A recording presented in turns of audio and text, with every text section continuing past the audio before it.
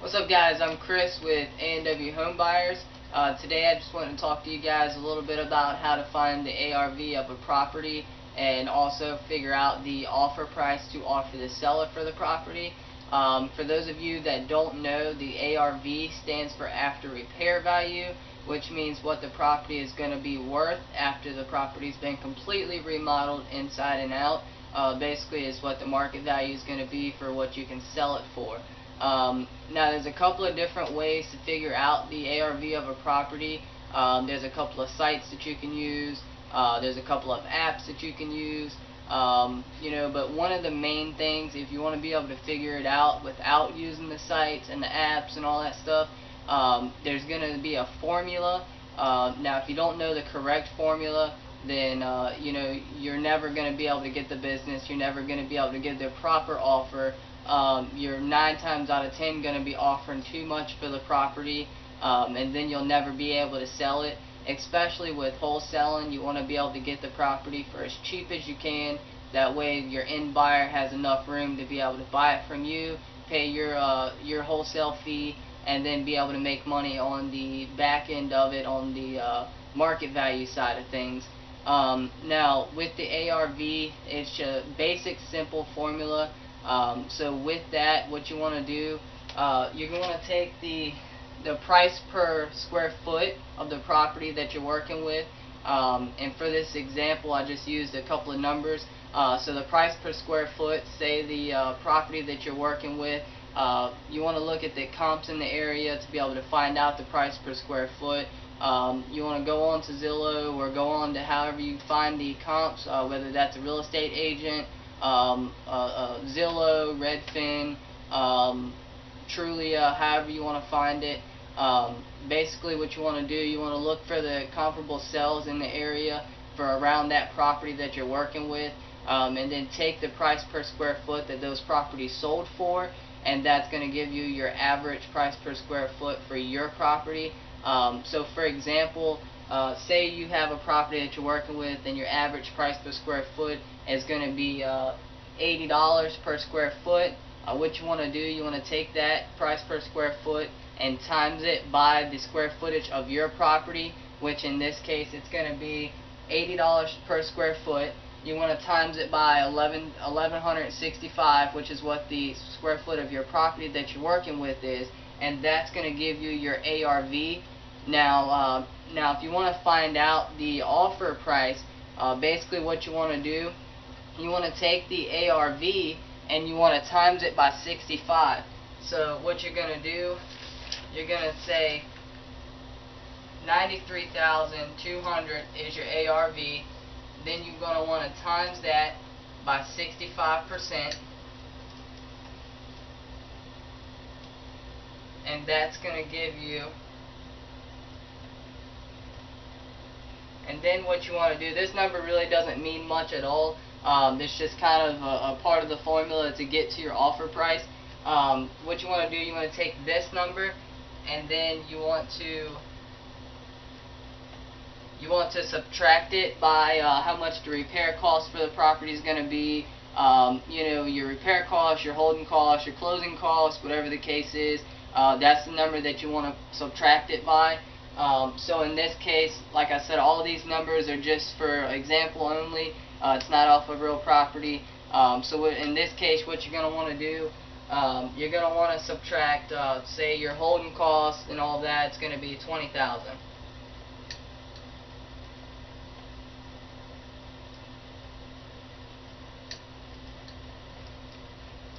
So you say 40,580, and then what you want to do is subtract that by your wholesale fee. Say your wholesale fee is $10,000.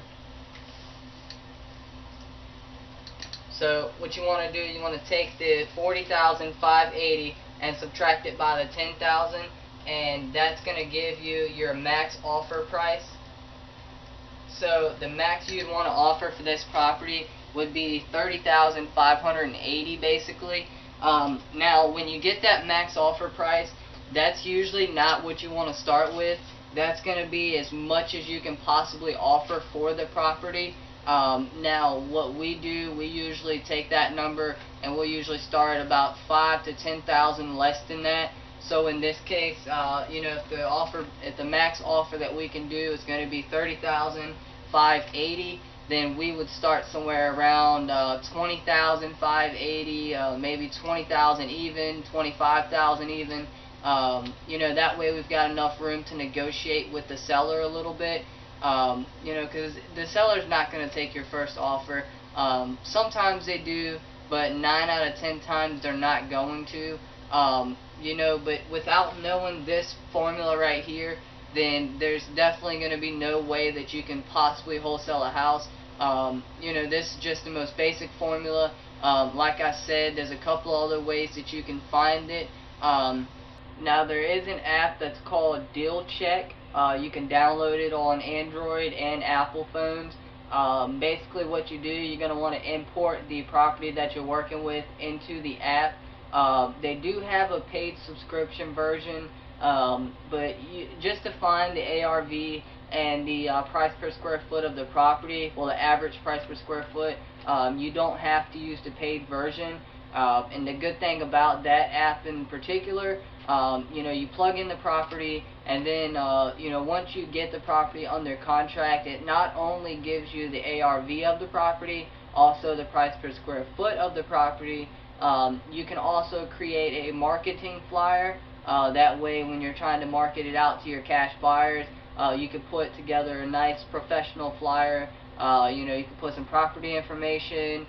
You can put your analysis up there for what the rental rates will be. You know, the whole breakdown and everything that a end buyer would want to see without having to run the numbers. You know, the best thing that you can do to help out the end buyer and to make that end buyer want to buy from you more is definitely going to be to help them not have to do so much homework. The more homework that you do and that you can send to the end buyer, the happier it's going to make him and the more he's going to want to work with you. The end buyer just basically wants to see the property or go over everything, say, okay, the numbers look great, they want to view the property, then they want to make an offer, do the assignment contract and close.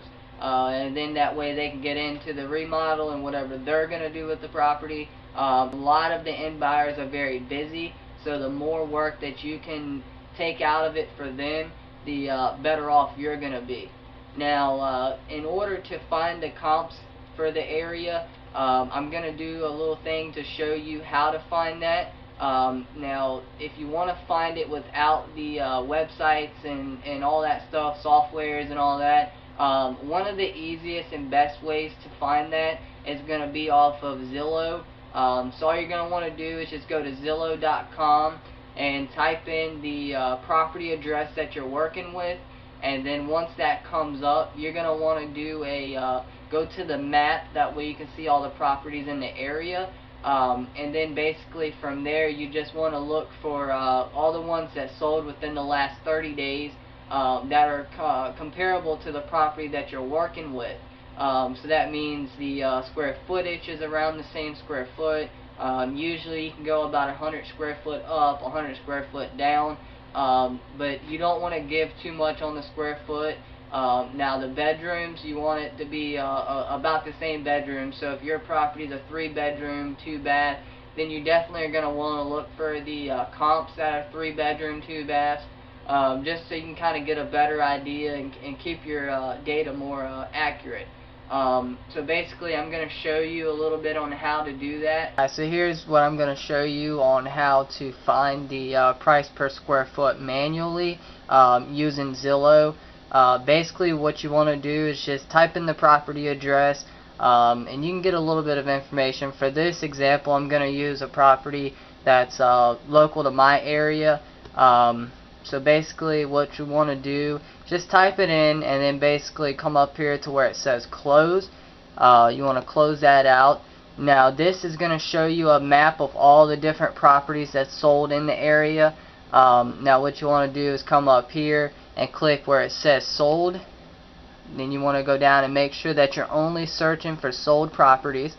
And then you want to go over here to where it says more, and you want to scroll down on more, and you want to make it to the last 90 days usually is about where you want to be. Now some areas you have to go a little bit longer than 90 days in order to find accurate comps or you know, any comps at all. It just all depends on your area and what's sold recently. So as you can see, it looks like when I click 90 days, you know, it took some away. So for this example, I'm gonna just go back and click and make it any.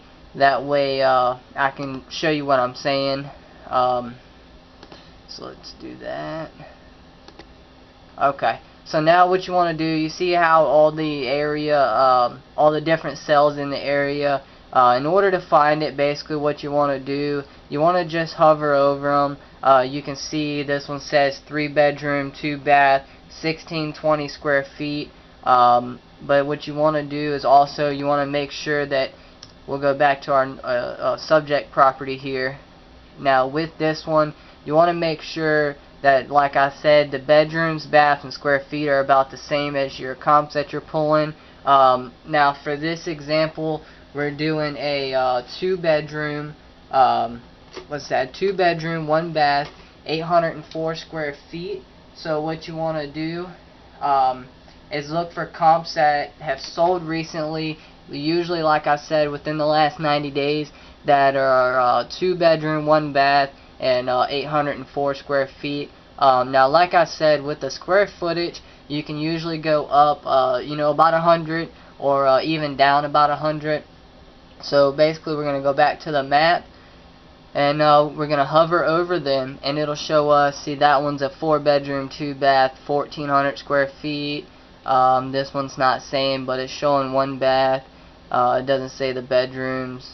Let's see, this one's a 3 bedroom, 1 bath, 912 square feet. So it's around about the right square footage and bathrooms, but there's an extra bedroom there, which when you get into extra bedrooms, it can definitely affect the price.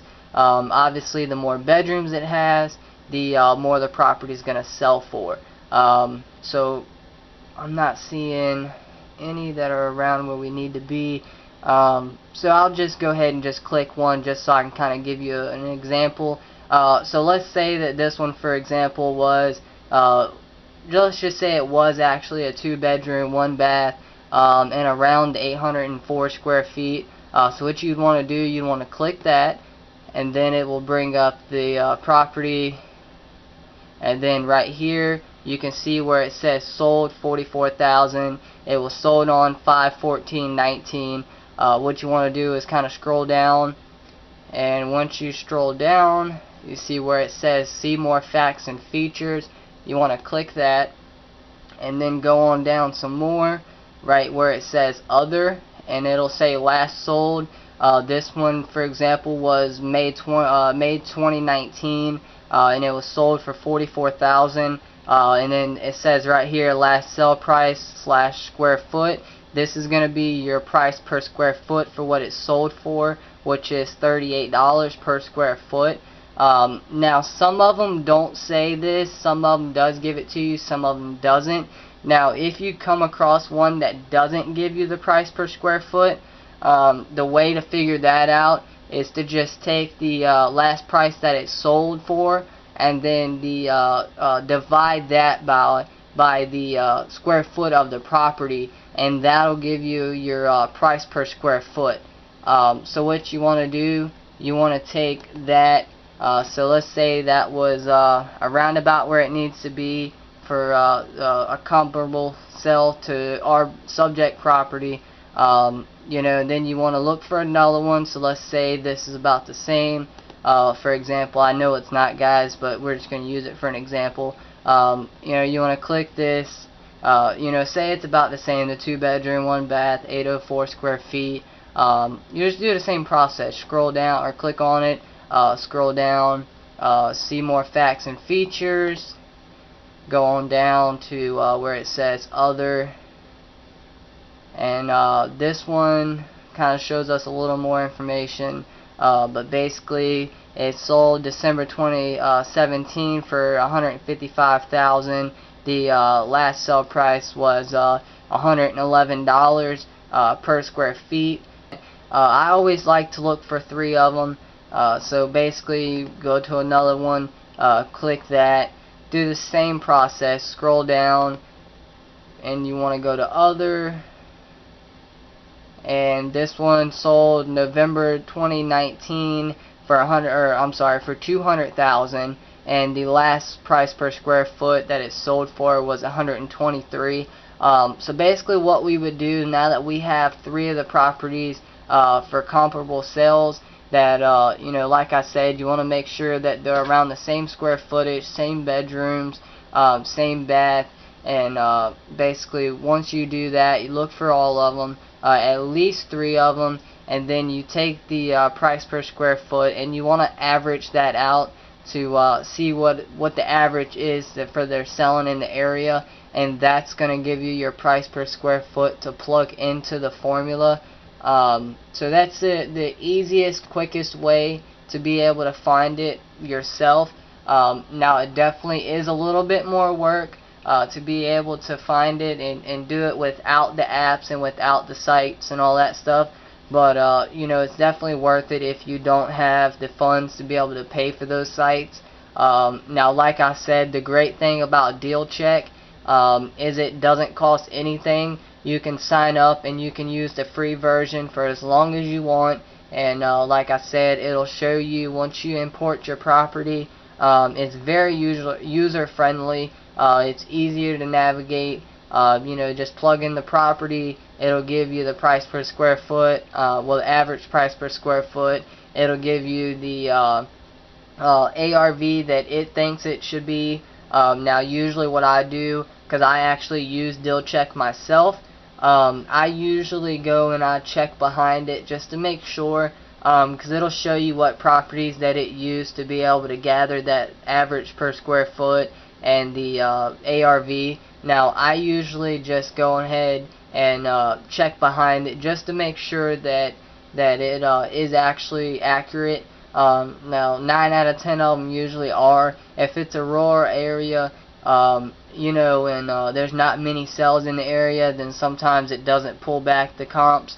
But that's one of the things where you just got to do a little bit more work to be able to get it. But definitely, I would recommend checking that out. I'll link that into the description so you guys can see what app I'm talking about. Okay, guys, so now that you know how to find your comparable sales and your average cost per square foot, now you're ready to go ahead and plug those numbers into your formula to find your ARV and to find your offer price to offer the seller. Now, this is very important, guys. A lot of people fail at wholesaling because they don't know the correct formula to use to be able to get the ARV. They use whatever they want, or they come up with whatever number they think that it should be. But in reality, there is an exact formula to use. Now, the one that I've showed you is the basic formula. It's the easiest formula, and it's the only formula that we here at a.w.homebuyers uses. So basically, guys, just to kind of recap, like I said, you want to find your comparable sales. Once you find your comparable sales to the subject property, you want to take that and find your average cost per square foot. You want to times that by the square footage of your property that you're working with. That's going to give you your ARV, which again, that's your after repair value of the property. And then once you do that, to be able to find out what to offer the seller for the property, you want to take your ARV and you want to times that by 65%. Now, 65% is a good average, I feel. If you're in a higher end neighborhood, then where the higher dollar properties are, I've heard of investors going up to 70%. I've heard of some for the lower end areas to go up to, or go down to 60%. Now we just kind of average it out. We usually don't change that number. We usually just try to keep it short, simple. So we always use 65%, whether we're in a high-end neighborhood or a low-end neighborhood. We just find that it's easier to do 65%. And again, that's why we kind of go a little bit lower than our max offer price when we are offering, making an offer to the seller. It just works out better for us. It may work out better for you. You may be one of those people that want to go down on the to 60% on the lower end areas, or maybe up to 70% on the higher end areas.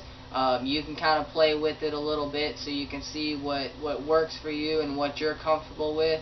Now, everybody's got a different, when they're coming to making the offer. Obviously the numbers is going to change, whether it's at 60, 65, or 70. Obviously you're going to get lower, lower offers to make and higher offers to make. Now, if you're just one of those people that don't like to completely just lowball somebody, then obviously you're not going to want to use the lower number. So it's up to you. Then you want to do what's comfortable for you. So basically, you've got your price per square foot, times that by the square foot of the property. It gives you your ARV. Then you want to take your ARV, times it by 65%. Then take that and subtract your repair costs, your holding costs, closing costs, whatever other costs that you have. You want to subtract that right there. And then you're going to want to subtract your fee in wholesaling. Basically, average about $5,000 to $10,000 per property. So you'd subtract your fee for whatever you expect to make off the property, and then that gives you your offer price, which is what you can offer to your seller. Now the offer that you're going to get right here is going to be your max allowed offer. Now you definitely don't want to offer more than that. Or you want to stay away from negotiations with the seller that's going to run your price up more than that as well. You might have a little bit of room to play with. That's why we kind of start lower and then work our way up a little bit with the sellers. That's why if we're offering, or the max offer value, our offer price is $30,000, we want to start off at $18,000 to $20,000, and then the seller says, oh well, we can't do that, but we can do 22 or 23 or even 25. Best case, then you get it for cheaper than what you were able to pay for it. Because obviously if you can pay $30,000 and you can get it for $20,000 or 22 or even 23, then that just means more profit for you, more money to be made for you, which is always great. As long as you don't go over what your max allowed offer price is, then you're going to be just fine. Other than that, I think that's the most basic way that I can tell you to be able to find the ARV. Now, I appreciate tuning in. If you like the video, please like, comment, and subscribe, and we will see you again with another video.